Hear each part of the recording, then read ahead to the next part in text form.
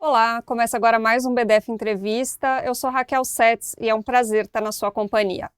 No auge da repressão da ditadura, um comunista se tornou técnico da seleção brasileira de futebol.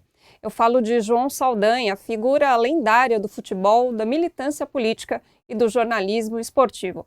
Para lembrar esse legado, essa trajetória muito única, eu converso com o biógrafo dele, André Ique Siqueira. André, obrigada pela sua participação aqui com a gente no BDF Entrevista. Muito obrigado, um prazer falar com vocês, falar com nossos telespectadores do Brasil de Fato e sempre lembrar de um grande personagem da história brasileira que foi João Saldanha. Vamos começar dos primórdios, então. Em que momento o João Saldanha se torna um comunista? O João tem uma história muito incrível. Assim, eu sempre digo que ele é como um boneco de papel machê que vai colando assim as folhas e tal. Né? Então, por incrível que pareça, o João nasce em 1917, enquanto o Lenin estava fazendo a revolução na União Soviética, na Rússia, o João nascia em Porto Alegre, no Rio Grande do Sul, não é? E o pai do João, Gaspar Saldanha, era maragato, em guerra ali com os chimangos e tal. Enfim, ele era um opositor do Getúlio. Quando Getúlio ganha a presidência, ele vem para o Rio de Janeiro, ganha um cartório, o cartório de, assim, da Zona Sul do Rio de Janeiro, era um grande boom imobiliário. O pai do João, enfim, tornou-se uma pessoa rica. Por incrível que pareça, o João, isso em 1935, quando o João desembarca em Copacabana. Não é? E aí fica vidrado com o Rio e tal, não sei o quê. E quando estoura a guerra, né, quando ele mesmo conta isso, quando os alemães afundaram um navio brasileiro, ele entra para o Partido Comunista Brasileiro. Uhum. Mas tem uma divergência ali de qual data ele teria entrado para o PCB, para o Partidão, e é importante a gente lembrar que ele entrou no Partidão ainda durante a ditadura do Estado Novo, né? Então já foi Sim, um passo sim, sim, ousado ali, né? sim, exatamente assim. Se pegar o primeiro, o prontuário do João, prontuário que eu descobri depois nos documentos secretos, antes secretos, né, da ditadura, o primeiro prontuário data de 1947, né, a primeira prisão do João, assim, o fichamento do João. Não é? Então, foi mais ou menos ali 46, 47, por aí. Data com o João é sempre uma das coisas que não dão certo muito com ele, porque é sempre controverso. Né? João é um cara muito assim, controverso em vários momentos, até o nascimento dele. Né? Muita gente dizia que ele era de Alegrete. E ele até gostava disso. O Enfio chegou a criar um personagem, uma charge, que era o Kid Alegrete. Né? E ele até gostava disso porque parecia que era mais macho, não sei o quê, o cara que nasceu em Alegrete, mas ele de fato nasceu foi em Porto Alegre. Então as coisas com o João nunca são muito certinhas, não. Uhum. E aí tem uma frase do livro que eu vou ler aqui, abre aspas, PCB e futebol sempre estiveram muito próximos na vida de João, fecha aspas. Como que o futebol e a militância política se entrelaçaram na vida do João Saldanha? Isso aí, assim, na verdade, alguns parentes do João dizem, e eu concordo plenamente com tudo que eu estudei, pesquisei e tal, que ele dava mais importância à atividade política dele do que ao futebol. Né? Futebol era uma paixão. O João chega no Rio de Janeiro, em Copacabana, como eu falei, 35, 30 e poucos, e aí vai para a praia de Copacabana, conhece o famoso Neném Prancha, que tinha um time famoso de praia, e ali ele começa a jogar futebol, se apaixonar por futebol, depois vai para o Botafogo, se apaixona pelo Botafogo e segue a vida política dele paralelo ao futebol. Né? Em 47, numa briga aqui na sede da Uni, Congresso da Uni, a polícia entrou, enfim, a porrada cantou e o João acabou dando uma cadeirada num policial e tomou um tiro a queima-roupa no pulmão, o que debilitou o João para o resto da vida, inclusive. Então, sempre foi paralelo, futebol e política. Lá na frente, quando o João, em 57, vira treinador do Botafogo e é campeão, brilhante, campeão carioca, brilhantemente naquele time que tinha Garrincha, Newton Santos, Quarentinha, era um timaço, ganhou do Fluminense na final, e João foi carregado nos ombros do Maracanã, Depois vira treinador da seleção brasileira, em 69, e ele sabia muito bem isso, a potência que ele alcançou, um nível de audiência tão grande, de popularidade tão grande, que ele tinha um canhão na mão, que era exatamente a área dele de comentarista esportivo. O João era multimídia na época dele, né? Fazia rádio, televisão e jornais, né? Então ele usava muito isso, tanto que em vários momentos assim mais duros da repressão, ele chegou a dizer isso para Teresa Bulhões, que era a esposa dele na época da Copa de 70, grande Teresa Bulhões, que ele dizia, olha, ela perguntava, você não tem medo de ser preso, de ser assassinado? Ele falou, eu sou um defunto muito caro, como o Chico Buarque, eu sou um defunto muito caro, que não vão mexer comigo não vão me dar mais prestígio do que eu já tenho. Uhum. E tinha uma história, mas é que tem muitas histórias do João Saldanha que não se sabe se são verídicas ou se são coisas que ele contava, né? Mas de que ele aproveitava, enquanto ele era jogador de futebol, ele fazia viagens como jogador de futebol, ele aproveitava para fazer serviços para o partido. Como que é? Como que funcionou isso? Isso, não, como jogador não, porque o João jogou pouco tempo. Na verdade, o João foi até jogador de basquete no Flamengo, por incrível que pareça, treinado pelo Canella. Canella, tio do Jô Soares, inclusive.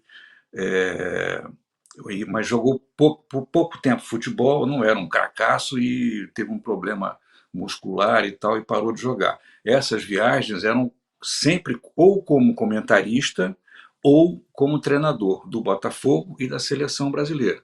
Então, por exemplo, no Chile, na época do Allende, perdão, na época do Allende, sim, tinham vários brasileiros exilados lá.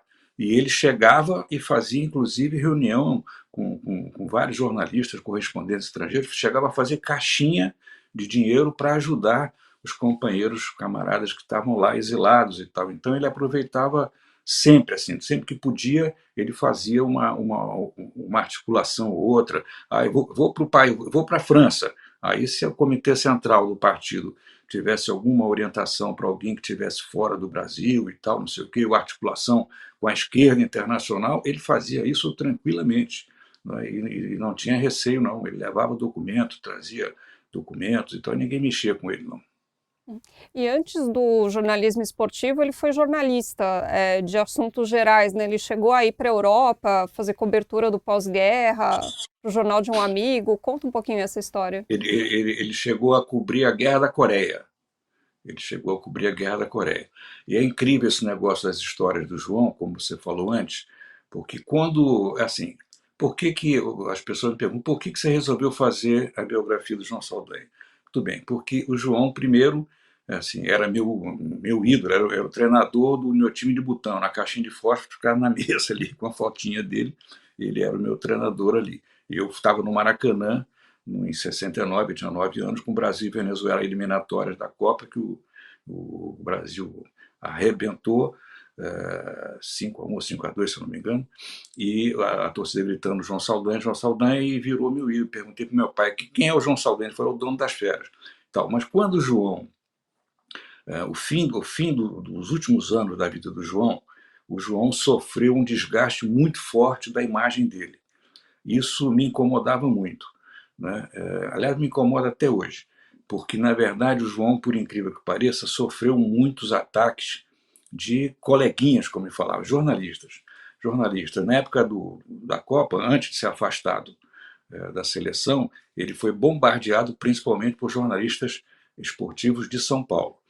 E aqui no Rio, tinha alguns, tem ainda, que tinham inveja do João, do sucesso do João, né, do brilhantismo do João, e atacavam aonde podiam. Então, eu lembro que quando eu comecei a pesquisa, eu queria reconstruir então a trajetória do João.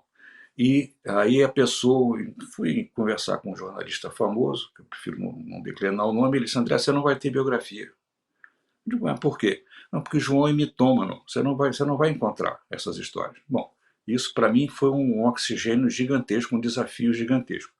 Então eu saí colocando lupa, fiz uma pesquisa de 4 anos, entrevistei mais de 70, 80 pessoas, arquivos de ditadura, tudo para poder comprovar assim, essas histórias. E essa história da Coreia, por exemplo, foi uma. A outra era da China, Mao Tse Tung. Tinha até uma brincadeira que o Sandro Moreira fazia com ele, dizendo que ele chegou tão perto do Mao Tse Tung que chegou a pisar no pé do Mao Tse Tung, e o Mao Tse Tung dizia: "Pula, João, no meu pé não", e tal, não sei o quê. Mas ele dizia, e as pessoas não acreditavam que ele tinha ido para a China. Ele teve na China, não tão perto assim do Mao, mas chegou a ser operado de apendicite na China, e tinha segundo dizem, tinha uma cicatriz horrorosa. Então, assim, eu fui iluminando essas várias histórias do João e fui encontrando, todas elas eu fui encontrando. Agora, é bom que se diga, exatamente essas pessoas que ou por inveja ou por desconhecimento, né, acabavam inventando histórias do João, então sobre o João. Então, por exemplo, no filme e no livro, você vê vários eventos que, quando as pessoas contam o mesmo evento e estavam presentes no mesmo evento, elas cada uma conta diferente. Então, por exemplo, o tiro no manga, os famosos tiros no manga. Cada um diz que o revólver era de um tamanho, era de uma cor, que o tiro foi para cima, foi para baixo. Quer dizer, cada um contava uma história diferente dos eventos do João. Né? Então, assim, e o João não mentia, como dizia Teresa Bulhões, e é um epígrafe do meu livro, ele não mentia, ele fabulava, ele era um cara né, que ia criando, era muito criativo, ia criando as histórias, dando um colorido diferente e tal, mas no fundo, no fundo, no fundo, todas as histórias tinham um fundo de verdade. Mas então essa história de que ele teria ido para a Europa no pós-guerra e que ali ele teria aumentado sua convicção de comunista, conforme ele mesmo contava, isso é um pouco de fabulação. Não, não, não, não. Não. Isso aí não, isso aí não. O João era um comunista convicto e morreu assim. Né? Morreu assim. Ele não e Não, não, mesmo mas eu digo de ter ido para a Europa não, ele no estava lá, pós-guerra. é assim, depois desse problema do tiro do João, ele teve que ficar, ele viveu clandestino muitos períodos, né? Ele chegou, e com vários nomes diferentes, chegou a usar o sobrenome de Siqueira, por coincidência comigo, chegou a usar Souza, que é um outro sobrenome meu também, e Macedo era um outro sobrenome que ele usava, e ele ficava pulando de um lugar para o outro, andando para um lado, andando para o outro, não sei o que e tal. Ia e voltava, imagina naquele tempo, com o transporte horrível que era, mas ele não podia ficar aqui muito tempo. Então, porque era um risco, naquela época era um risco muito grande, porque ele não era famoso ainda. Né? Ele passa a ser um cara muito famoso quando ele ganha o título em 57. Então, de 30 e poucos a 35 chegando no Rio. Aí 42, 43, por aí, quando começa a entrar na política. Ele tinha um tio que era do Partido Comunista e vai levando. Né? O irmão também, Aristides também era do Partidão. E ele foi fazendo cada vez mais político e tal. E, enfim, no meio disso aí participou de guerrilha no Paraná, né? Ali no norte do Paraná. Não participou e tal, mas ele era um dos articuladores, era um assistente do Partidão que ia lá para dar orientações, andou com Marighella, como o próprio Oscar Niemeyer lembra, andou pelo Brasil, foi um grande articulador da primeira grande greve de São Paulo, a famosa greve dos 300 mil, que parou tudo em São Paulo. Ele viveu muito tempo em São Paulo clandestino também. Então, o João foi um grande ativista o tempo inteiro, e começou de militante e chegou ao Comitê Central. Uhum. É interessante a gente ver isso, né? Porque ele era um militante de linha de frente mesmo, né? Não era só o cara, eu apoio as ideias. Não, ele ia para a briga, né? Para fazer o que tinha que. As Ele tarefas que ia, o partido lhe dava, né? né? Ele ia, enfim. O apelido que o Nelson Rodrigues deu para ele na época do futebol, João Semedo, era João Semedo a vida inteira, né? Porque nesse esquema do Rio Grande do Sul, do pai dele, ele convivia com armas desde criança, né? Então, aquele negócio de revolução, entra gente armada, sai gente armada, o pai guardava arma em casa, então ele conviveu com arma durante muito tempo. Né? E nessa guerrilha do norte do Paraná, ele chegou segundo depoimentos, ele chegou a pegar em armas e tal, não sei o quê. Agora, paralelo a isso, isso também foi curioso na pesquisa, quando comecei, eu achei que o João era muito ortodoxo, assim. Eu achava que ele era um cara muito fechado. Né? E eu descobri um João Saldanha que era completamente o contrário disso. Quer dizer, ele era um visionário, ele tinha uma percepção de tudo assim muito clara. Então, tem no livro e no filme, e até na série agora da Netflix, da Brasil 70, a Saga do Tri, que aliás o Rodrigo Santoro interpreta o João brilhantemente. Tem uma frase que em 64, quando veio o golpe, meu tio mesmo, que era membro do Comitê Central, do Executivo do Comitê Central, de Paulo Siqueira, encontra o João e pergunta para ele: João, isso vai ser rápido, isso vai durar não. Aí ele pegou a orelha do meu tio e falou assim: ó, vai ser um longo e tenebroso inverno. Não esqueça disso, um longo e tenebroso inverno. Durou 21 anos. Né? Era um cara que tinha muito entendimento, né, do que estava acontecendo. Muito entendimento. E ele tinha um traço curioso também, que era mesmo na divergência, ele conseguia cultivar amizades. Então, quando houve o racha, o famoso racha do Partidão, já no retorno, já depois da anistia, Prestes sai, ele fica com o Comitê Central, mas continua amigo do Prestes o tempo inteiro. O Prestes morava num apartamento dele, inclusive. O telefone era dele, perdão, o apartamento acho que era do Oscar Niemeyer, mas o telefone, inclusive, era do Saldanha, e o Prestes morou com a Maria Prestes num apartamento do João também no Leblon. Né? Então ele mantinha esse traço de ligação com as pessoas mesmo na divergência. Ele não magoava as pessoas, mas ele mantinha esse traço, né? Esse laço de amizade. Assim. E aí, no fim dos anos 50, ele se torna comentarista esportivo. E eu queria te perguntar, questões de política, da vida do povo, ele conseguia trazer isso para o comentário esportivo? Direto. Isso foi a marca do João. O João era um cara que conseguia, ele adotou uma linguagem, o comentarismo todo esportivo na época era muito rococó, eram as palavras que as pessoas, na maioria, não entendiam o que falavam. E o João passou a fazer comentários de uma linguagem muito popular e que todo mundo entendia. Então o João virou ídolo de jornaleiro, porteiro, qualquer pessoa entendia o que o João estava falando. As pessoas passaram a enxergar o que estava acontecendo no jogo a partir dos comentários do João. Não é? E ele trazia sempre assim referências muito populares para as pessoas entenderem. Então, por exemplo, tem um caso clássico que é aí mais na frente, na Copa de 82, que o Brasil tinha aquele lateral brilhante também, o cracaço, Leandro, mas o coitado do Leandro, ele ia para o ataque e depois não tinha tempo para voltar, não dava a perna para voltar. E ele cria uma seguinte imagem, por isso é que o macaquinho desistiu de namorar a girafa, porque ele tinha que subir lá em cima, subir o pescoço todo para dar um beijinho dela, depois descer tudo para pegar na mãozinha dela. Não dá certo, entendeu? Então todo mundo entendia perfeitamente o que tinha acontecido no jogo, né? Então isso criou uma marca de linguagem dele que foi crescendo, e aí chegou o auge no período da seleção. Aí a audiência era o cara mais, assim, pesquisas de opinião da época, feitas por agências de publicidade, davam o João como o cara a maior assim, credibilidade possível e o maior fenômeno. Ele chegou a fazer muita propaganda, até de cigarro. Né? Sim, outros tempos, né? Hoje fazem propaganda de bets, que acho que é até pior, né? Exatamente. Que ele não faria, certamente. Pois é.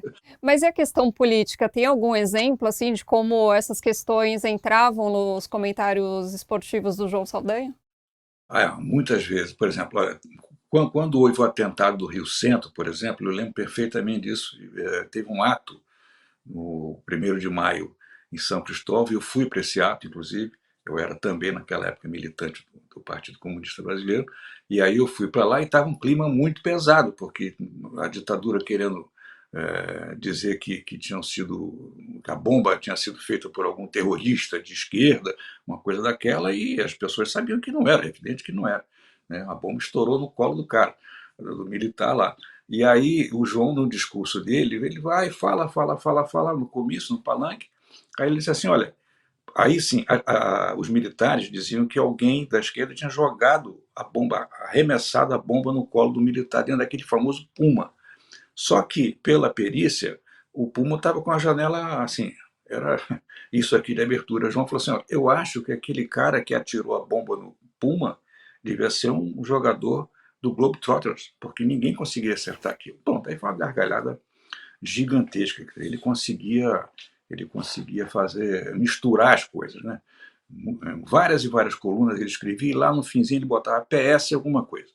Então ele usava muito o microfone, ele sabia da potência dele. Uhum.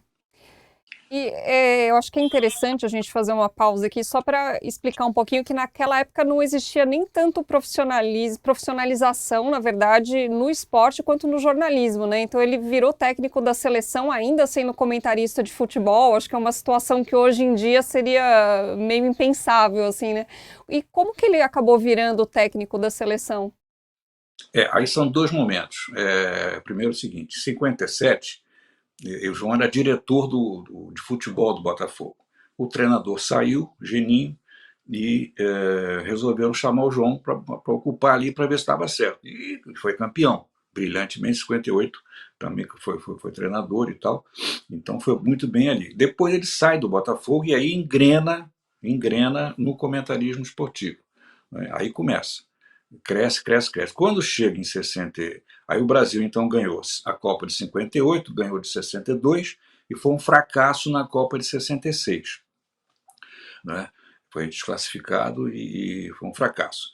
E depois disso, a preparação para as eliminatórias da Copa de 70, a seleção vivia uma crise gigantesca, ninguém sabia qual era o time, chegaram a convocar até 40 jogadores numa convocação, os estádios vaiavam, foram esvaziando e tal. E o João era o maior crítico, ele batia, todo dia ele batia na antiga, ela não era CBF, era CBD, e ele batia assim, pesadamente.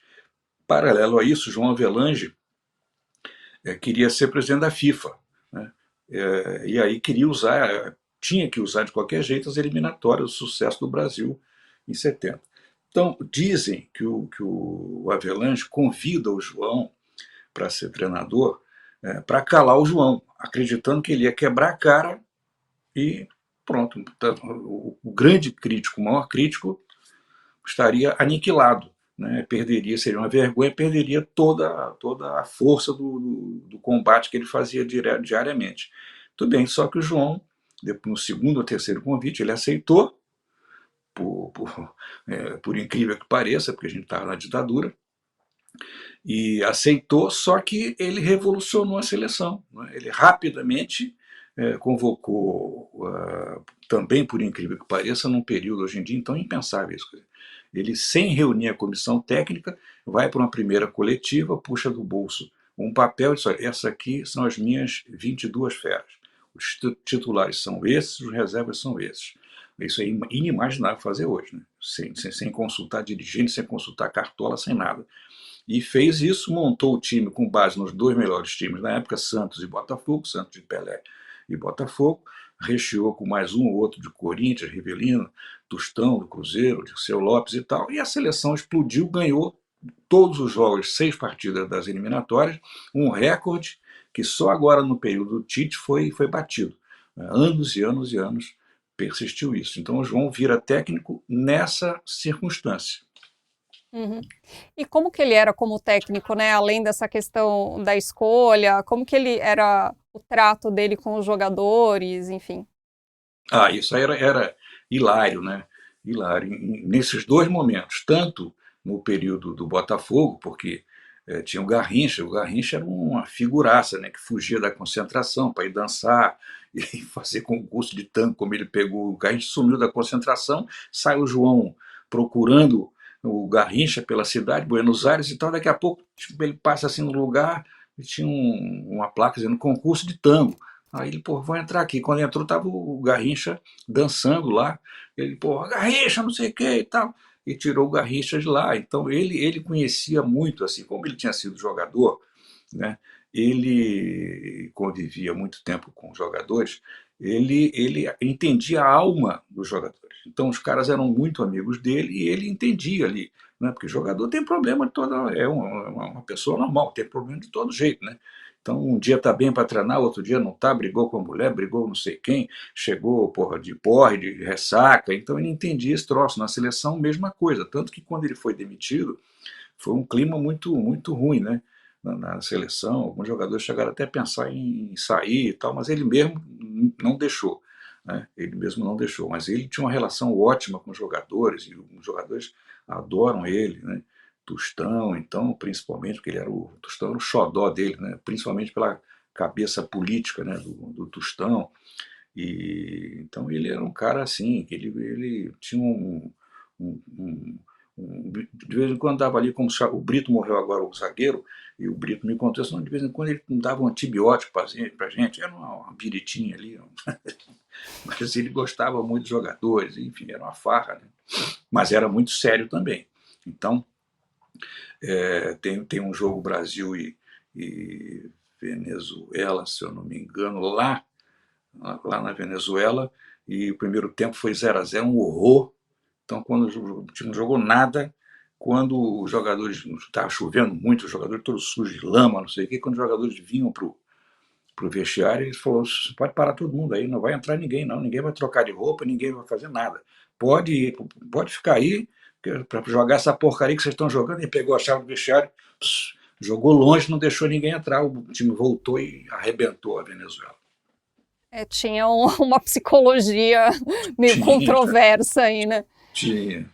E a CBD, naquela época, ela era subordinada ao governo federal, né? Era subordinada ao Ministério da Cultura e da Educação, né? Se não me engano. E como Eu, que era essa, eu, né, ter um comunista nesse cargo que era subordinado? Como que ele lidava com isso? é, e o ministro é o famoso Jabas Passarinho, né? O famoso Jabas Passarinho. Eu até entrevistei ele lá em Brasília na época. Bom, é isso. Primeiro, a família tomou um susto quando o João aceitou ser técnico da seleção por conta justamente disso. Não é? A Tereza Bulhões, que era muito, convivia com ele na época, falou: mas João, você aceitou isso, não sei o quê, pô, é ditadura militar. Então, ele sabia que aquilo ali era um desafio para ele, que daria uma projeção para ele muito, muito forte, muito mais forte, e prestígio internacional, que seria útil na luta contra a ditadura. Isso aí é claro para mim. O Tostão conta que assim, a comissão técnica da seleção tinham vários militares. Né? E tirando o Parreira, o restante, no caso Alberto Parreira, o restante era quase todo, de Chirol, o resto era todo mundo militar. Né? Pessoal da Escola de Educação Física do Exército, na URCA, outros coronéis, enfim, tinha lá vários caras daquele. O Tostão dizia que ele ficava olhando ali o João no meio daqueles militares, e o Tostão dizia assim: em algum momento esse negócio não vai dar certo aqui não. Né? E não deu mesmo. Era um momento assim, muito difícil, então o João usou esse período ali para ajudar, como eu falei, ajudar quem estava exilado. Quando o Brasil se classifica para a Copa de 70, ele vai para o Chile, para o México, para escolher concentração, hotel, aquelas coisas todas, e aí reúne os correspondentes estrangeiros e leva uma pilha de documentos e denuncia tortura, prisão, sequestro, morte, tudo que estava acontecendo no Brasil. E que foi isso aí, certamente, que foi uma bomba em Brasília, e para mim foi a grande causa da demissão dele. Uhum. Eu queria falar um pouquinho da demissão dele, porque eu li o seu livro, né? E aí nesse trecho tem várias versões, né? Sobre o que teria causado. Tem gente que diz que não teve nada a ver com política, outras pessoas dizem que obviamente teve a ver, mas seria muito complicado para a ditadura se um comunista levantasse a taça do tricampeonato do Brasil, né? Isso é inegável. Com certeza, com certeza. A popularidade do João e a forma que a seleção jogou, os estádios lotavam, né, de novo, a vibração enlouquecida. Né? E o Juca Kfouri, inclusive, diz isso: o João passou a ser um problema de Estado, porque a ditadura queria usar a seleção para o fanismo. Era aquele período do Brasil ame ou deixe, né? Era um negócio de doido aquilo lá. Aquele período, e eles queriam usar, evidentemente, isso. Então, aquela cena, quando o Brasil ganha a Copa do Mundo e vai levar a taça Júlio Rimet para o Médici, aquela cena com o Saldanha treinador jamais aconteceria. Jamais aconteceria. não é? E o João certamente que ia campeão do mundo, ia detonar a ditadura assim, mas bravamente, né? Bravamente. Então, para mim, a queda do João, assim, tem algumas pessoas que dizem, não, o João caiu porque o esquema tático dele nas eliminatórias não venceria a Copa do Mundo, porque empatou um jogo aqui, outro ali, perdeu do Atlético Mineiro no amistoso famoso no Mineirão, por 2-1 e tal, não sei o quê. Mas, assim, a forma que o João dominava o futebol, conhecia o futebol, com certeza ele ia mexer no time, mudar a tática que fosse necessária para jogar a Copa do Mundo e ganhar a Copa do Mundo, porque quando o Zagallo entra, o Zagallo mexeu 2 ou 3 peças, o restante a base era toda do João, a alma do time era João Saldanha, não é? Então não tem isso, e é incrível que alguns, como eu disse no início, alguns jornalistas que tinham inveja do João dizem até hoje isso, e eu vi outro dia, num programa esportivo, agora, semana passada, retrasada, um jornalista dizendo que o João, que não, que isso aí não foi, porque o João foi com o Médici, que era o general ditador na época, terrível, né? Teve, enfim, várias e várias mortes no período dele, assassinatos de pessoas do Partidão e de várias outras agremiações de esquerda, como o João Saldanha mesmo diz no Roda Viva, o maior assassino da história do Brasil. E aí a pessoa dizendo assim, não, porque o Médici sabia que o João era comunista e mesmo assim aceitou que o João fosse treinador de seleção. Não é? Então não é isso não. Muito bem, a pessoa está completamente equivocada, porque quando o João foi convocado para a seleção, o general ditador não era Médici, era Costa e Silva. Costa e Silva, o falecimento do Médici, do Costa e Silva, é anunciado no dia do jogo do Brasil e Paraguai. Não é? O Médici só entra depois. Então não tem essa história. Ele caiu mesmo por questão política. Pô. É isso. Nem a questão do Dario, que o Médici, aquela história famosa que o Médici queria convocar o Dario, nem aquilo, nem aquilo. Aquela famosa frase que muitas pessoas também diziam que o Saldanha nunca tinha dito aquela frase famosa para o Médici dizendo que não convocaria o Dario.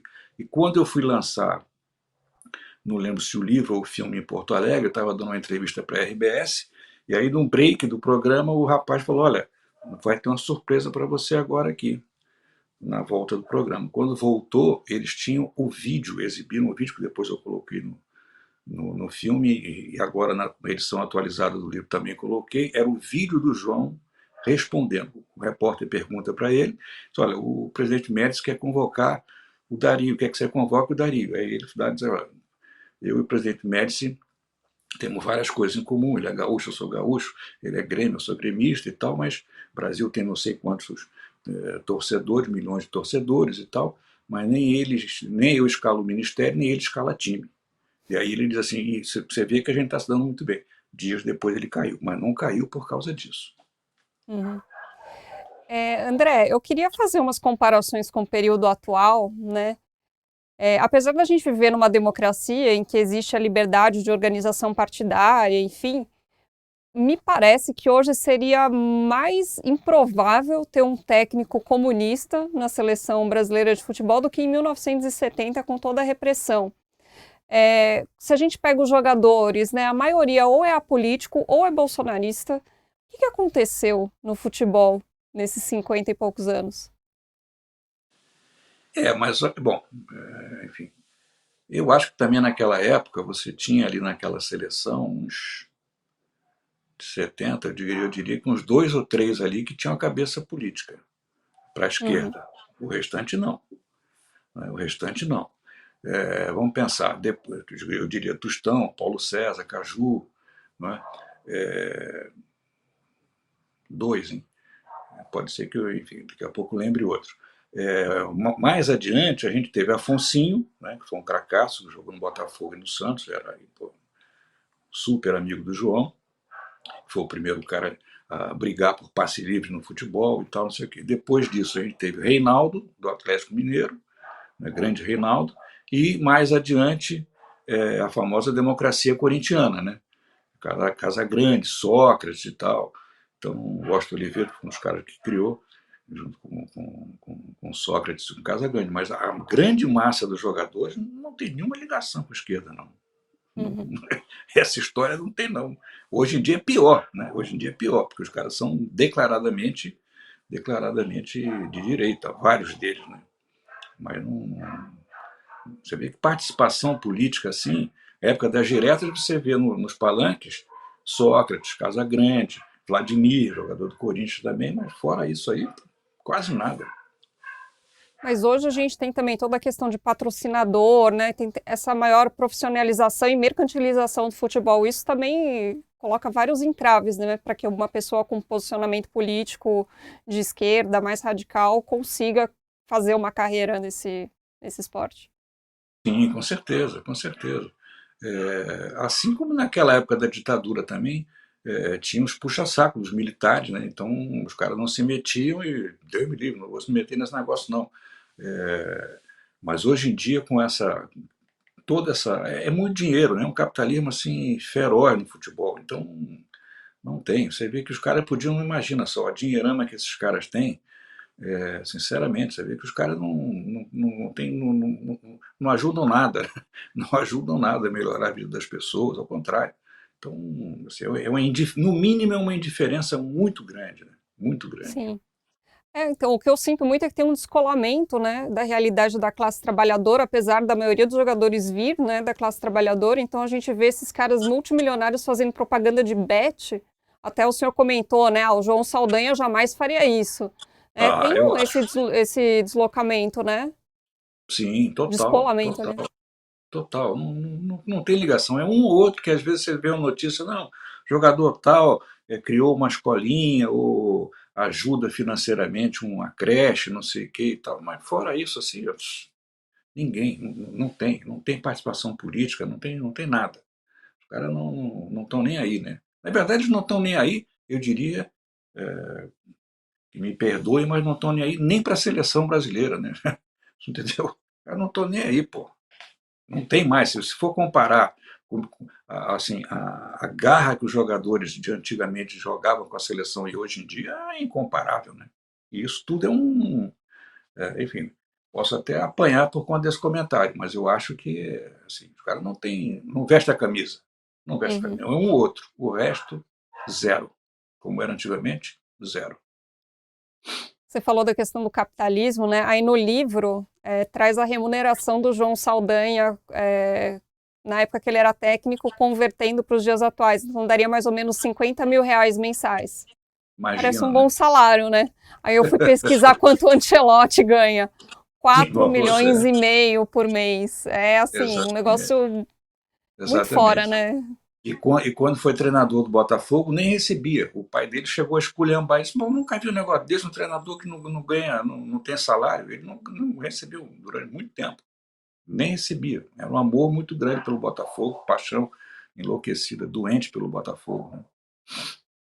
Eu vou ler um trechinho aqui do livro, que é um trechinho um pouco mais longo, então peço licença para a gente comentar uma outra questão. Abre aspas. Isso, na verdade, é uma fala do João Saldanha que foi reproduzida no livro.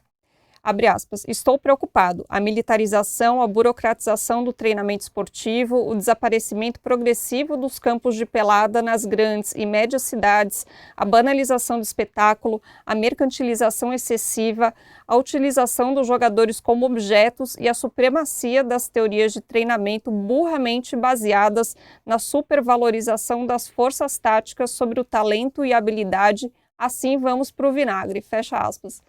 E na semana passada a gente fez uma entrevista com o Luiz Antônio Simas e ele fala uma coisa muito parecida, né? Que os jogadores de antigamente, o primeiro contato que eles tinham com a bola era o contato lúdico, era de jogar na rua, na praia, em ladeira. E hoje não, como a gente não consegue mais, as crianças não conseguem mais brincar na rua, né? Então o menino começa a jogar futebol na escolinha, em que já vai ter um técnico que vai formatar o estilo dele de jogar futebol. E segundo o Luiz Antônio Simas, com isso o futebol brasileiro foi perdendo seu DNA. Você concorda com essa visão? Concordo totalmente, o João concordaria certamente. Você vê que, assim, quando eu digo que o João era visionário, você vê que esse texto aí é de quando? É lá de trás. Ele enxergou isso. Né? E hoje é exatamente isso que acontece. Naquela época era isso. Todo mundo jogava bola na rua, no campo de várzea, campo de pelada, não sei o quê. Hoje em dia não tem mais isso. Né? Então, as crianças entram para as escolinhas. Eu fui ver outro dia. um treino numa escolinha, e é impressionante, porque o treinador não deixa as crianças saírem driblando. Não, olha, você vai sair por aqui, e aí corta aqui, depois anda para cá, e faz assim, faz assim. É totalmente dirigido. Então, assim, é totalmente dirigido. Então, você pegar jogadores, assim, imagina, ponta direita, ponta esquerda, como a gente tinha antes. O cara pegava a bola, saia driblando 1, 2, 3, 4, 5. Né? Isso aí é raro hoje em dia. E quando tem, às vezes é garoto, fica no banco, como está agora, né? Hendrick, Ryan. Então, assim, é uma coisa de maluco. E isso aí realmente, às vezes num clube, os caras conseguem, como o Vini no Real e tal, conseguem, mas a maioria não, é tudo uma coisa assim, muito sistemática, né? Enfim, é uma coisa de doido isso aí. E certamente que vai debilitando a seleção. Então você vê um jogo como foi agora, né? Um primeiro tempo terrível daquele, sem nenhuma criatividade, sem nenhuma, sabe? É lamentável. Quem viu todas as seleções do Brasil de 70, né, e mesmo a de 82 que perdeu, mas era um futebol incrível, né? Era um futebol maravilhoso, bonito, né? Bonito de se ver. Hoje em dia, chatice, né? Eu torço, acho até que a gente pode ganhar a Copa do Mundo, mas é muito feio, né? Uhum. Para a gente encerrar aqui a nossa conversa, eu sei que é difícil fazer exercício de necromancia, mas o que o João Saldanha pensaria vendo a seleção de hoje? Se ele estivesse assistindo esse 1-1 contra o Marrocos, o que ele falaria? Caramba. Eu outro dia estava pensando isso, né? Quer dizer, imagina que o João, assim, o João era um cara que atirava muito curto, assim, ele tinha umas frases assim muito curtas, e eram porradas. E eu fico imaginando o João com toda essa rede de redes sociais, internet, esse troço todo, a velocidade da comunicação. Olha, o João teria detonado isso aí há muito tempo. Aliás, não só esse resultado, como toda essa confusão, até antes do Ancelotti chegar, né? Quer dizer, vem, não vem, aí bota um, tira, bota outro treinador, volta, não sei o quê. Horrível, né? Quer dizer, imagina João vendo aquele 7-1 da Alemanha. Uma coisa inimaginável, né? Quer dizer, inimaginável. Entendeu? Ele, por mais que ele fosse assim um cara muito, ele era crítico demais, batia forte, mas ele também conhecia futebol. Então ele certamente que ele faria uma crítica às vezes a um jogador ou outro, não sei o quê, mas acho que ele não criticaria o Ancelotti. O Ancelotti não está no campo, né? Os caras estão lá, ganham milhões e milhões e milhões para jogar aquele futebolzinho, merreca, né? Pois é. André, obrigada pelo papo, muito legal a gente saber mais a vida do João Saldanha, muito divertido também, obrigada. Muito obrigado, foi um prazer. Viva João Saldanha. Isso aí. Assim a gente encerra mais um BDF Entrevista. Obrigada pela sua companhia. A gente se vê no próximo programa. Tchau.